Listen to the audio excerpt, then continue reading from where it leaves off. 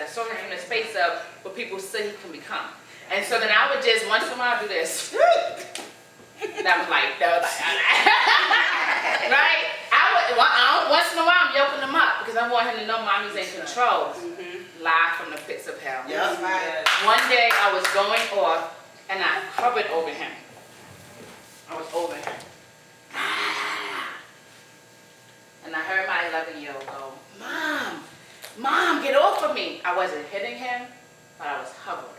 Which means I'm now showing power over him. Yeah. And I heard the Holy Spirit say, stop. I wouldn't stop.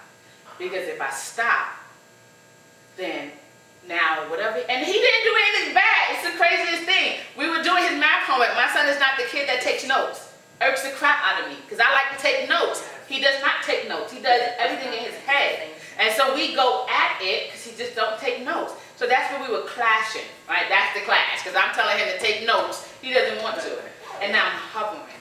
So when he said, Mom, get off of me, all I can hear is the children that I know that I work with that have been abused. So the Holy Spirit is saying, stop. And I wouldn't. And he's angry.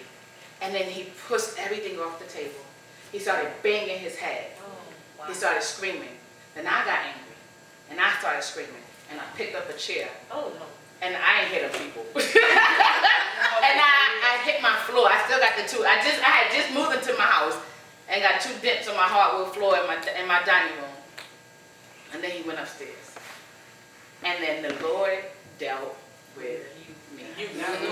I got whooped. Big time.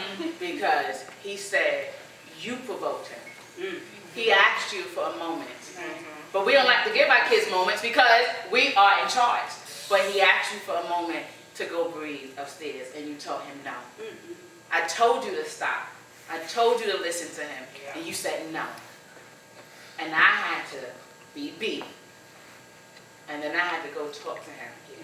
And I said, I didn't just apologize. No, I had to let him know that I recognized what I did wrong. And I explained everything I did wrong, and I told him the place it came from. I told him that wasn't correct. I apologized, and I never want him to feel like he's not safe, because he's always said his safest place is home. And that's a blessing, because that's enough for everybody. And I took it one step further. Nate, tell me 3 things you like about Mom. And tell me 3 things you want me to work on. Now, you got to be ready for that conversation with their children. Yeah. And he told me the 3 things he likes about me. I told him the 3 things I like about him. He told me what he wants me to work on. I told him what I want him to work on. And the one thing he said was, Mom, can you not yell so much?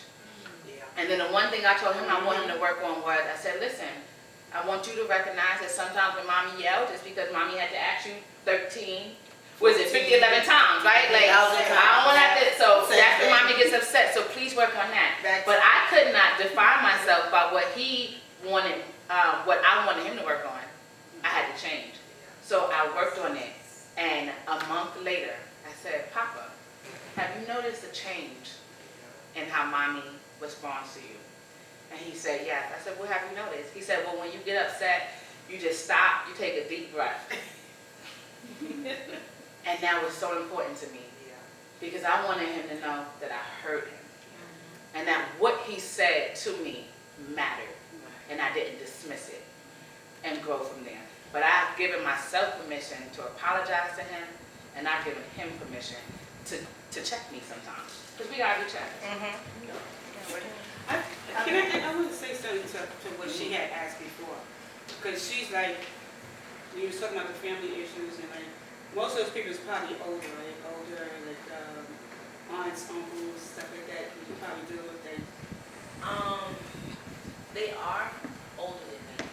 Right. So, in life we have to set boundaries.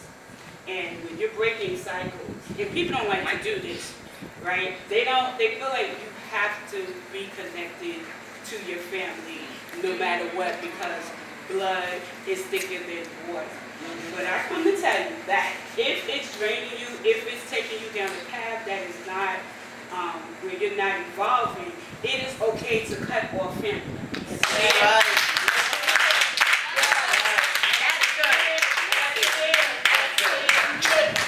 And that actually goes back to a question I was asked earlier, the cutting off, Mhm. right? That's that. I met a 20-year-old that told his father, I don't like the way you talk to me. So I'm not going to talk to you for a while. And I remember saying, well, where you get that kind of strength from? Like, this kind of boldness, right? That's some boldness. And when you don't cut them off, now you're also teaching your children that, Yeah. that love That's is right. abuse. Yeah. Love is, I love you and I'm going to beat you senseless. So if my parent can do it, then my partner can do it. Because that's what I've been taught love is. Yeah. You know what you was talking about? That we learned from our parents and we become love. My mother, she didn't do a lot of cussing at us, but we got a lot of words. Stitch cords, shooting. My God. We got a lot of that. And Yeah, the flashbacks? Yeah. Imagine the way. she never told us she loved us. We never got hugs. And I was kind of different. My sister picked that up. And my other sister, I didn't. You know, when I had my children, for some reason, of course, I never got that. I gave them all of that. Oh, you loving them. I did what I did do. I did beat them. I would whoop them. ABB. Right? Oh, that's right. I always Yes. loved my kids. Just I always gave them hugs. We always did family stuff. You know, we always did stuff like that. So when, as my kids got older, they sounded like my mother. They sounded like my mother. I acted like my mother. Right? And then they said it so much. So my eyes would get so watery. But I don't want to be like that. You know, and I tell my kids, I did. When she said apologize, one day I apologized to them. I said, if I act like mom, I apologize, and I meant it from the bottom of my heart, because I didn't want to be like her. You know, because to this day, it's hard for me to hug her. It's hard for me to kiss her. When she's in the hospital and we go see her, I can do it. But if we go to my mother's house, I always take people with me. So when all my siblings go there, as they hugging and kissing her, I would ease to the side and go sit down. And today, I'm 60, whatever.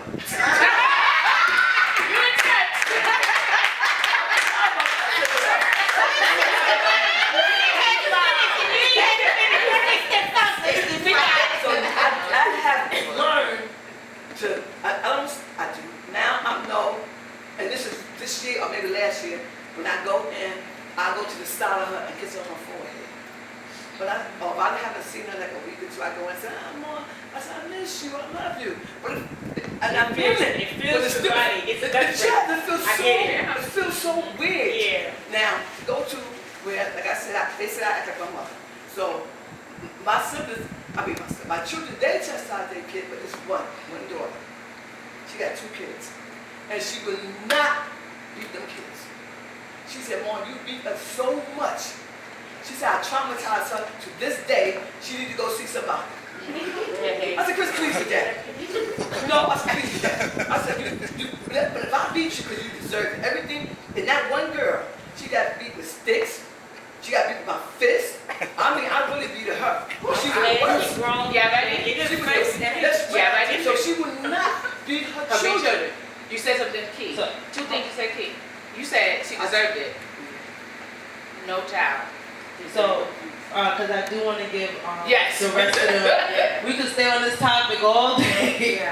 So, anybody who does have any more questions after this part, anybody who does have any questions, you can write them down. We can definitely, Can I just make a comment? yeah. So, we do want to, if you have any questions, just write them down. We definitely can come circle back around this. We do just want to give chance to the other ones to speak to.